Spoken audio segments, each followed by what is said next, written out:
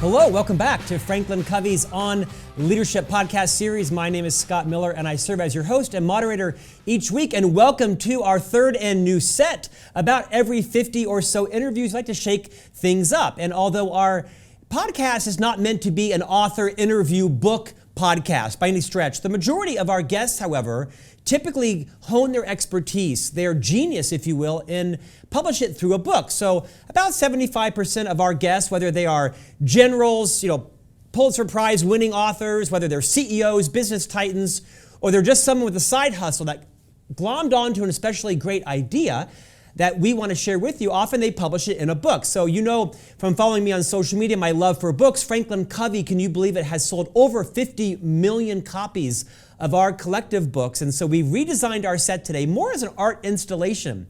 If you are a longtime subscriber or listener to the On Leadership podcast, which is now the world's largest distributed and subscribed to weekly leadership podcast globally, you know that in sets past, we had shelves and books and walls, but this time we actually hired a fairly up-and-coming artist from Park City, Utah named Kevin Dell that curated a bit of an art installation. So for some of you, it might give you an epileptic seizure, and for you, I apologize, listen only. For the rest of you that find the podcast enjoyable on video, we're delighted that you've joined us today. Our guest today is the senior editor from Bloomberg and the author of the new release, Amazon Unbound, Jeff Bezos and the Invention of a Global Empire. Brad Stone, welcome to On Leadership. Hi, Scott. Thanks for having me, and great set. It looks fantastic. Well, you look like you're in the witness protection program after writing a book about the world's most dominant company, but alas, you shared with me it actually is the offices of Bloomberg News in San Francisco. Brad, you come to us as a executive senior editor of Bloomberg. You, of course, wrote the seminal book, The Everything Store, about Amazon back in 2013. That, of course, took the literary world by storm. Just recently, you published this new book, which I devoured. My brother, who I mentioned off camera, is the former leader of two Amazon-owned companies. And every few pages I was texting him, is this story accurate? Did you know this guy? And for our listeners, my brother Michael Miller gave your book a strong endorsement and resounding, fairly true in most cases that he was able to read. So welcome today. We're honored to talk with you. Before we talk about the book and the leadership lessons, the business lessons that are available, whether you are an entrepreneur, a solopreneur, an intrapreneur, whether you have a side hustle, you're an up-and-coming leader in a Fortune 5000 or your own company, there are some great leadership lessons to be learned, and perhaps even some things to avoid. We'll talk about those. Maybe you would take a moment and reorient yourself to all of our guests and listeners around the world, why you've been so interested in Amazon, Jeff Bezos, and what should they expect when they buy and read your new book? I mean, Scott, it's, I've covered Silicon Valley since the late 90s. This is the preeminent tech story. It's probably the preeminent business story of our time. Jeff Bezos, a relatively low-level executive on Wall Street who had an idea at the very birth of the internet, was one of the first to start a company on the internet, swam into the river of e-commerce as an online bookseller, and has now turned that over the span of 25 years into a $1.6 trillion company. I mean, it just simply doesn't happen, right? It's one of the unique stories in American business. And what I set out to tell in the Everything Store was the origin story, the rise, the near fall in the dot-com bust, and then the rise from the ashes. And the story ends in about 2010. And what I realized over the years was that there was a whole new business adventure. And that's the story of the $100 billion company becoming the nearly $2 trillion company. And in some ways, it's the more interesting story, because big companies don't just keep getting bigger. They largely succumb to the kind of bureaucratic gravity of all large companies, sluggishness and the lack of innovation, political infighting. And Amazon has become, and this is why I've named the book Amazon Unbound, it is somehow immune from the laws that somehow seem to restrict the growth of large companies. And that's what I get into, how Bezos has been able to do it, why Amazon has been so successful, and then, of course, what the risks are for our society and for competition and our economic reality as Amazon and the other big tech companies have kind of started to blot out the sun of fair competition. Brad, let's take a moment and talk a bit about Jeff Bezos as, of course, one of the focus of the book. as well as Amazon. This is by no means a scorched earth book. You actually share, I think, very few opinions in the book. You have spent better part of 3 years researching and then a full year compiling your learnings and writing the book. I saw very little opinion. I'm not naive. I'm sure there's opinion in the book. You're a human. But I thought it to be a fairly fair portrayal of what it would take to build a trillion dollar company. Talk a bit about Jeff's vision early on. I mean, he founded this company. Obviously, he self-funded it with, I think, his parents, or perhaps his mother and her husband, as you might learn later on. We'll talk a bit about that. Talk a bit about what you learned over the last, 12 plus years about Jeff Bezos as a visionary, as a leader, as a human being. Right. Well, first of all, Scott, just on the opinion question, I always thought my goal was to inform, all the partisans in the great Amazon battle. Everybody has an opinion about this company. I mean, I'm a Prime member and an Echo owner, and, I'm trying to illuminate the story and the advantages that Amazon confers on the world, and then the very real kind of risks and areas where it does deserve scrutiny and criticism. But on Bezos, I mean, he had a vision early on that the internet would allow him to create an everything store, a store with infinite selection, and you wouldn't even need to stock a particular item. You could just go and get it. And he started so strategically with books. He was a book lover, but it wasn't why he started there. It was very tactical. He could source them properly. He could offer a much wider selection than a Barnes and Noble, or at the time Borders, may it rest in peace. And of course, he picked Washington State for tax purposes. And now that vision seems almost quaint in comparison to what Amazon has become. Not just an online retailer, but an enterprise software provider, a maker of industry-defining products like Alexa and the Kindle, a streaming video company that, who knows, maybe by the time this conversation is published, may own the MGM catalog. It's now the everything company. And Bezos, he's restless, right? He knows that there are no annuities in the technology business or in the retail world. You can't just depend on the current relationship you have with customers. You have to keep reinventing yourself. And that is the kind of restless and sometimes ruthless spirit he has brought to Amazon. Brad, I'm not sure where even to begin because the book is so comprehensive, and that's actually a compliment, because the book is chock full of so many leadership lessons, things to replicate, things to ponder on, maybe even things to consider avoiding. Let's talk about 3 or 4 seminal events that I found to be captivating in the book that I think our global audience listening and watching can relate to in their own lives. Jeff Bezos has a good balance appearingly, of being fixated on certain ideas and seeing them through to the end when other people cannot catch his vision, who may even be more grounded in science than he is.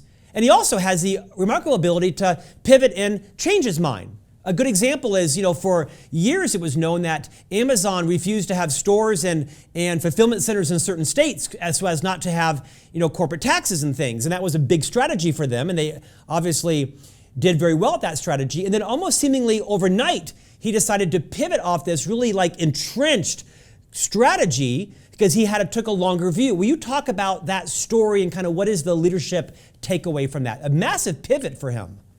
Right. Yeah, it's really remarkable. Up until about 2012, 2013, Amazon employees lived in this bizarro world where they couldn't visit certain states. If they wanted a meeting with a company in North Carolina, they would do it across the border in South Carolina. All these rules, special permissions needed, and it was all about tax avoidance and ensuring that Amazon did not achieve a so-called nexus in a state where it might be required to collect sales tax. And Bezos took it up to the limit. He started to fund a campaign in the state of California to fight a tax collection effort in the state. And then almost on a dime, they pivoted, as you say, Scott, and they gave up that battle, and they started reaching agreements in various states to start collecting sales tax. In every negotiation, they would give themselves about a year or 2 years. Now, what does that tell us about Bezos? I mean, he likes to say he's flexible on the details and stubborn on the vision. And in this case, the vision was, offering convenient and fast delivery to customers, fulfilling Amazon's promise to customers when they hit the buy button. And the details, I think he reasoned was, this price advantage they got from evading state sales tax. And ultimately, what the compromise allowed him to do, in addition to getting some breathing room, was to eventually go and build fulfillment centers outside of major cities, San Francisco, LA, Raleigh, every state where they reached this kind of agreement. And they started collecting sales tax. They lost the price advantage, but it really enabled, faster prime delivery, and it was an accelerant to all sorts of Amazon businesses. So again, he was sort of flexible on the tax avoidance question. And by the way, they were getting pummeled in the press for it. So he sort of wriggled free of the bad press. He lost the price advantage, but he got a convenience advantage, and that has really laid the groundwork for Amazon's massive logistics expansion today. I mean, I don't mean to oversimplify it, but you could argue the leadership lesson is really know when to go all in and sort of take no prisoners, and know when to kind of metaphorically throw in the towel, because it might be you winning not the battle, but the war, right? Some bigger vision that you have. To that point, I was captivated to read how vital AWS, Amazon Web Services, was to the pivot and really sort of reinvention of the whole business model of the company. In fact, you are right. I think that many members of the board of directors didn't even understand the vision behind AWS. Now, I remember going to Vegas for trade shows, 6-8 years ago, maybe not that long, maybe 6 years ago, and Amazon owned all of the billboards inside the Las Vegas airport talking about AWS and the education campaign around hiring new employees for it. Will you give our listeners and viewers a primer on what is AWS? How does it differ from we know as consumers, like the Amazon shopping experience, and why has that been so fundamental to their global growth? Absolutely. So let me paint the picture of Amazon way back in 2003, 2004. The company has barely survived the dot-com bust. The stock price has gone all the way into the single digits. Amazon executives and employees are leaving in droves. Bezos is trying to recruit top talent and finding more often than not that he loses them to Google and other Silicon Valley companies. The company is just not thought of as a technology company. At the same time, Bezos is looking at his advantages and realizes that one of them is that Amazon, because it's a scale online retailer, has gotten better than almost any other company at managing its infrastructure, at scaling during the holiday season, and then scaling back down. And he also is looking at his developers and how they operate and how they need available technology resources, storage and compute power and database services when they want to experiment. And he essentially conceives what we now know as the cloud, this ability to access computing resources over the internet instead of having a humming air-conditioned data center in the back of your office or down the street. And it starts slow. They start to sell storage and compute and payment services to other companies. Now, fast forward to the story that I'm telling in Amazon Unbound. He gets into the database business in competition with Oracle. He, for the first time, reveals the financial numbers of AWS in 2015. After resisting doing this for a long time, he's kind of hiding the ball.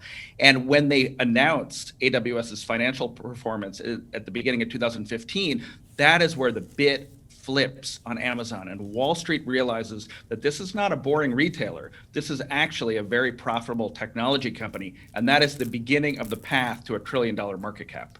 Well, to that point, I want to come back in a moment and talk about some of the principles that Jeff Bezos kind of has led Amazon by. One of them, I think it might be, you said number 8, is think big. Thinking small is a self-fulfilling prophecy. Leaders create and communicate a bold direction that inspires results. They think differently and look around corners for ways to serve customers. Amazon is in many ways now also a transportation company. I mean, just with all the vans and all the airlines. Will you talk a bit about what they've done with the competition with FedEx and UPS, and how Amazon is in many ways building a logistics transportation company that knows no competition? Right. So the pivotal moment here is 2013, where Amazon sort of famously fails to deliver packages to customers over the holidays. And what they found out was that actually it was UPS that kind of choked on the e-commerce glut, and there was bad weather that year. And what had happened was UPS was basically reluctant to invest in its own operations to keep up with Amazon's growth. Amazon was outgrowing UPS and the other parcel carriers. They didn't want to build more capacity just for one customer who might, they very reasonably concluded, one day go off and leave them. So why are you going to add all this capacity just for Amazon, particularly because Amazon negotiates a lower fee because it's a kind of bulk customer. So the disaster of 2013 leads Bezos to kind of realize he can't depend on these partners anymore. He has to build his own capability. And they start with a deal with the US Postal Service to deliver on Sundays and injecting more Amazon packages into the flow of postal mail. And then so that leads to a division called Amazon Logistics, where they're basically creating delivery centers in major cities and then passing their packages off to third-party contractors to go and drive the last mile. And now eventually, of course, we see it in our neighborhoods, vans and trucks with the Amazon signage and delivery people wearing the Amazon uniforms. Those are contractors. Amazon's been very clever, not to embrace all the liability and culpability that comes with employing those kinds of drivers. Are also a very union conscious enterprise. They don't want to invite the Teamsters into their organization, but nevertheless, over the span of just a few years, we've seen Amazon move from relying on UPS and other package carriers to delivering the bulk of its packages. And it allows Amazon to invest in its own operations and to keep up with its growth, something that its partners were never willing to do.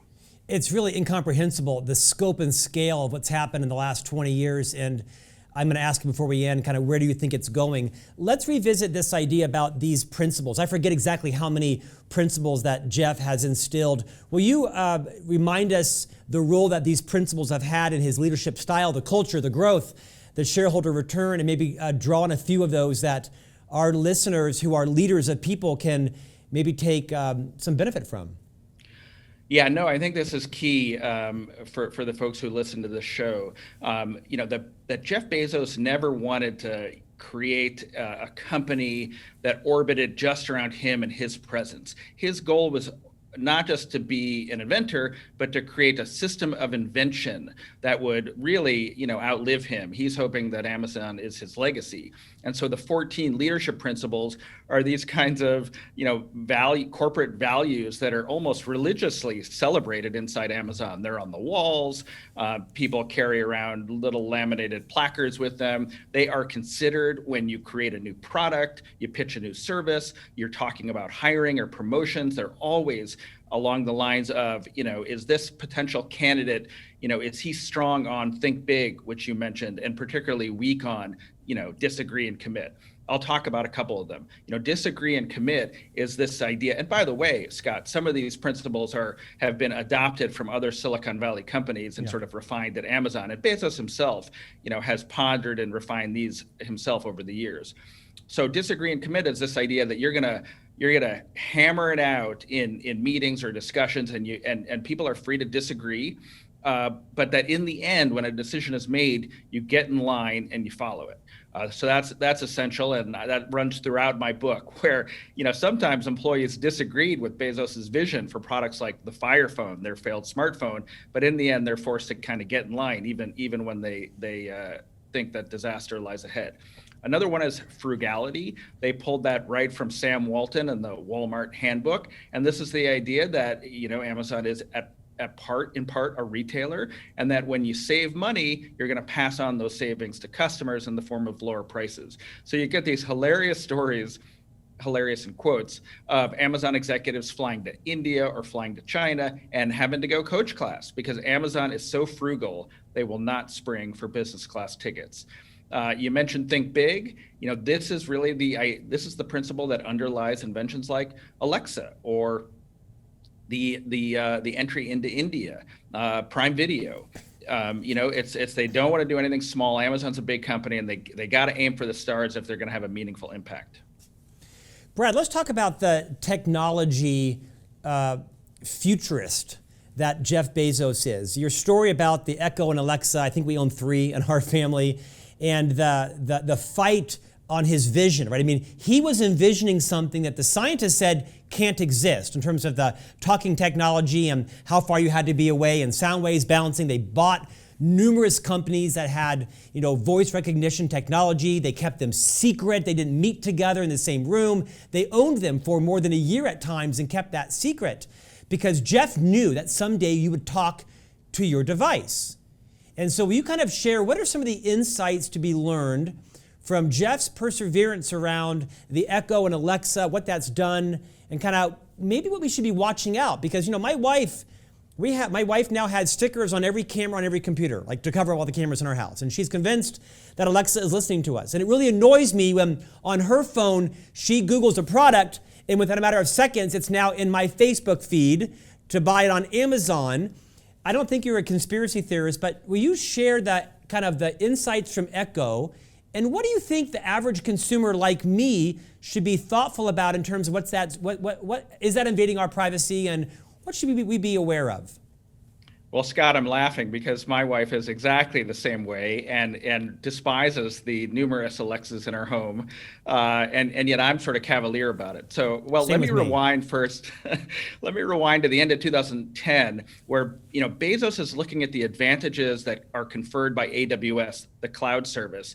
And he's also a big believer in, as you said, a future where we talk to our computers. He's a big science fiction fan. And he writes an email to Amazon executives that says, we should build a $20 computer whose brains are in the cloud that's completely controllable by your voice. And that is the idea for the Echo. And I actually have in the book the drawing by Bezos on a whiteboard of the very first Echo. So I think the first lesson is just, having a vision and making a prediction and making a bet.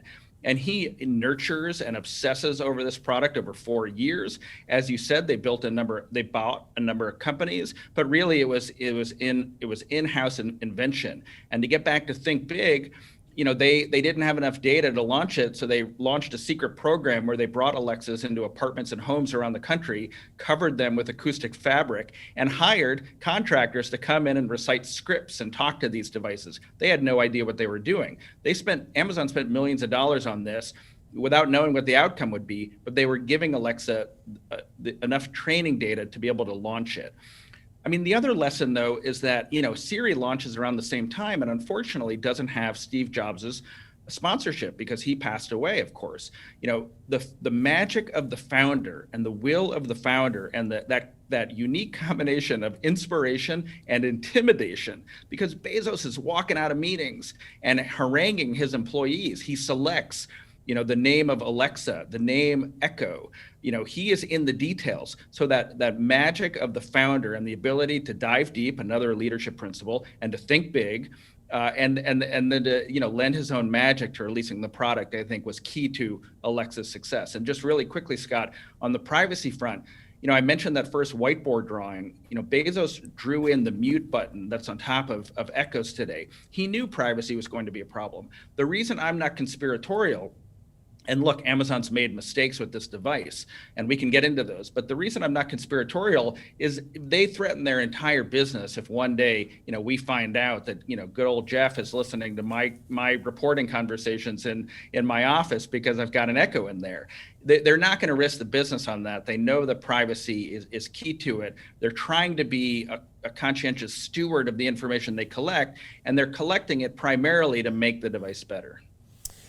Brad, let's talk about the big leadership lessons. You're not an entrepreneur by business. You are a journalist, you're a reporter, you are an author, a researcher. You spent, better part of 4 years talking to hundreds, if not thousands of people about this book. If you were going to be a business consultant and you were advising an organization on the biggest leadership lessons that any business could take and deploy into their business from Amazon, what are the maybe 2 or 3 positive things you think people should know about to replicate, and what are the maybe 2 or 3 things they should maybe avoid at all costs?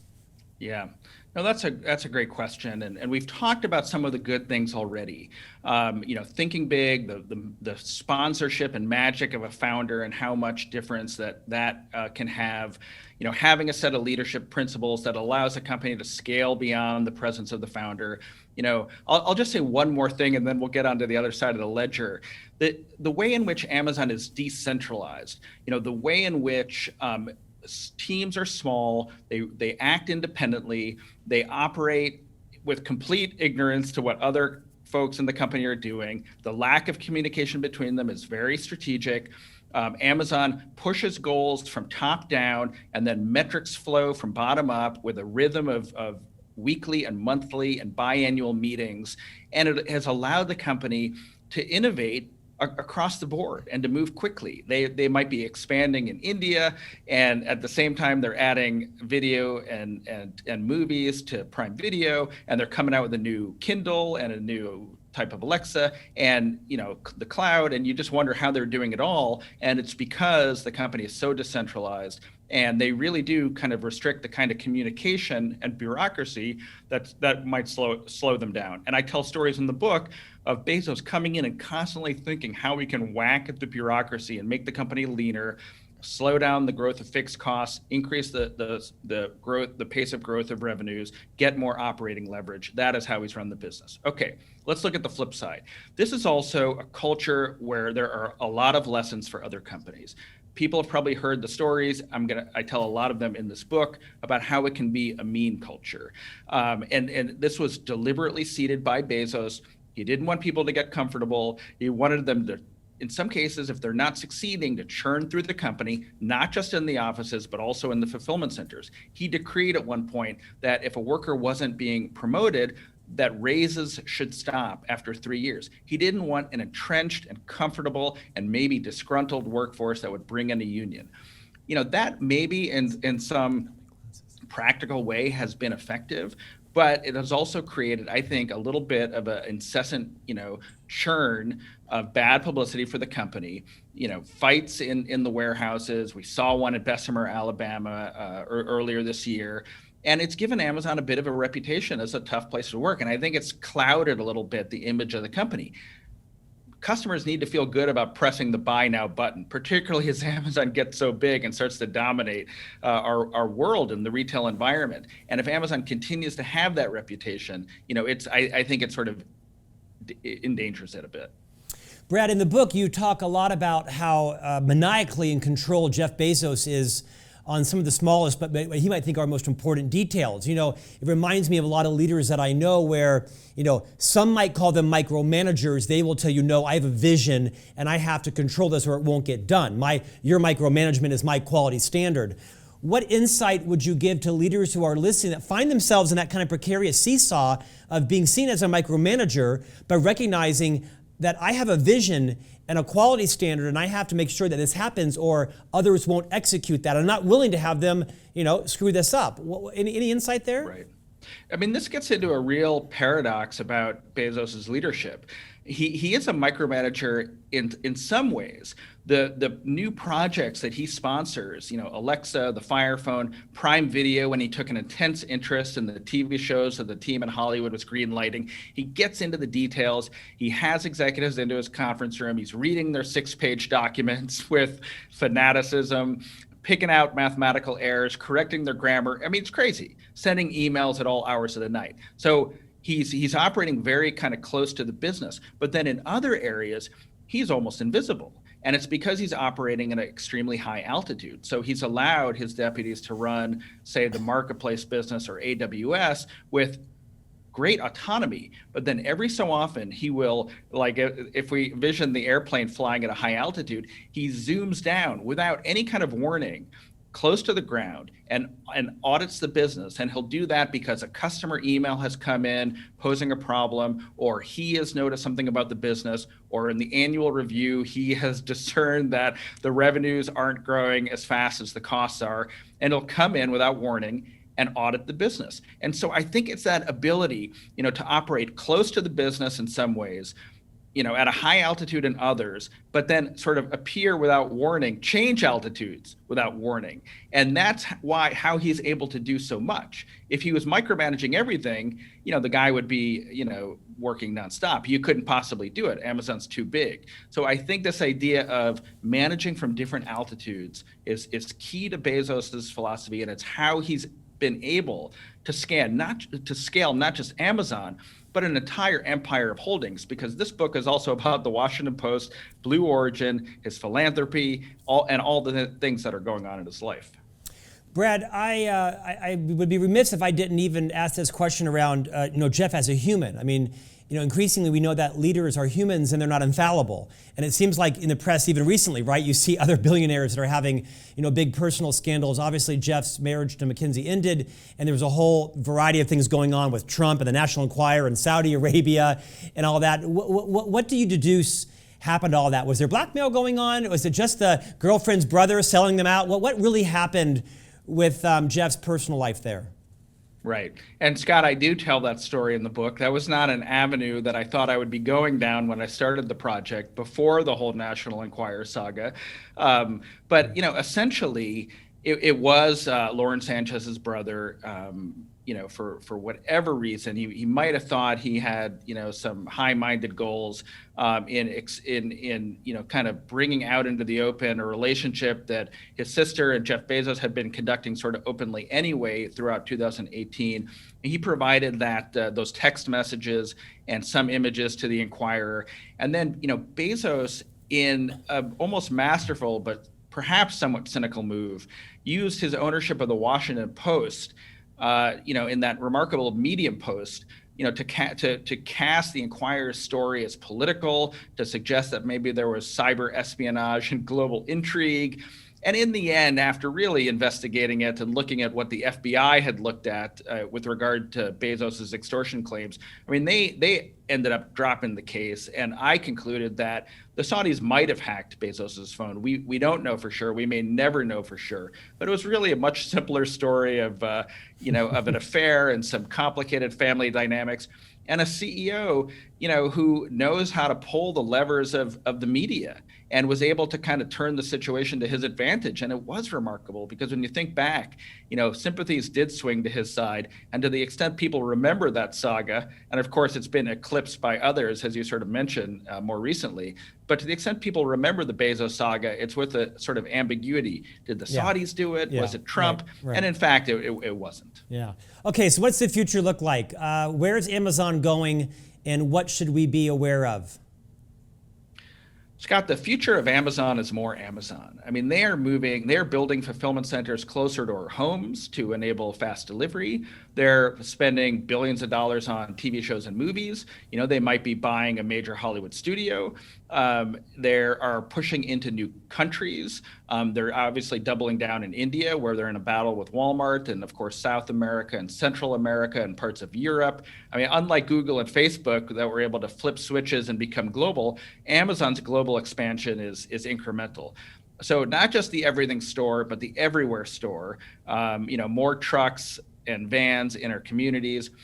But I suspect you're asking about like new industries that Amazon might disrupt. And in that respect, I think it's physical stores. 90% of retail is still in stores. So we're going to see more Amazon Fresh supermarkets, and they're using technology, the cameras in the ceiling to differentiate themselves. And then healthcare has been a target, and they've got PillPack and the online pharmacy and telehealth services and walk-in clinics that they're trialing. And then finally, I'll just say they've got a very ambitious satellite internet service that is still on the drawing boards. They haven't launched anything, but they're in competition with SpaceX. And the idea is for Amazon to be able to launch a satellite network. They're calling it the Project Kuiper, and to be able to offer inexpensive internet access to customers.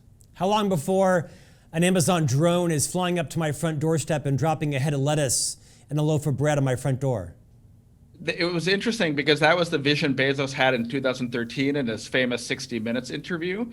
And yet, in some ways, I feel like that vision has been overtaken by the vans full of Amazon packages. Yeah. If you're getting, the unit economics of that kind of delivery, do you really need to send one-off drones to people's homes? Maybe in rural areas, and that's, of course, more a regulatory story now than a technology story. Brad Stone, the book is Amazon Unbound. Fascinating look at the leadership inside Amazon, the successes and perhaps some of the setbacks. They've had more successes by far than setbacks, and how we all can learn from that. Thanks for your contribution. Thank you for joining us today. You are on a nonstop press tour for the book and for the insights that you've written about. Thanks so much for your time. We're delighted that you joined us here on Leadership. Thanks, Scott. I enjoyed it. Thanks, everybody. We did our share with Amazon and local book retailers to purchase all these books. We actually went to several local bookstores that are kind of mom and pop operations around Utah, bought as many books as we could from small stores, Barnes & Noble, and Amazon to make our new studio. Hope you recovered from the excessive visual interest of our set. Hope you like it. Weigh in, send me a text or a tweet, or connect on social media and tell us how you like our interviews and who else you'd like to see as a guest on leadership. And we'll see you back here next week for a new leadership conversation.